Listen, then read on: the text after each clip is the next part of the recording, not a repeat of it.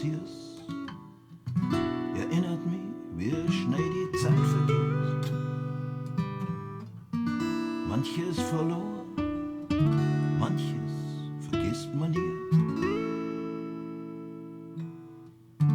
Erinnerung heut mir am Leben, eine Barriere gegen die Vergänglichkeit. Und die meiste Zeit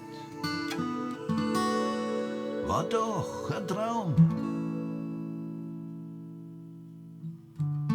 Erinnerung verwurzelt in meinem Herz, hat mich oft vor Verzweiflung bewahrt, hat mir die Stärke gegeben fürs Weiterleben.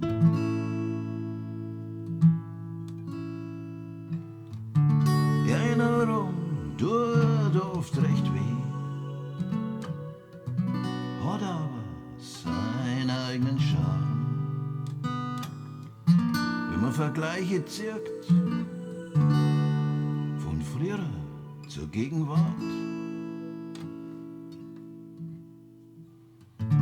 Aber keiner kann die Zeit zurückdrehen. Augenblicke für die Ewigkeit erinnern mich an das Wertvolle im Leben.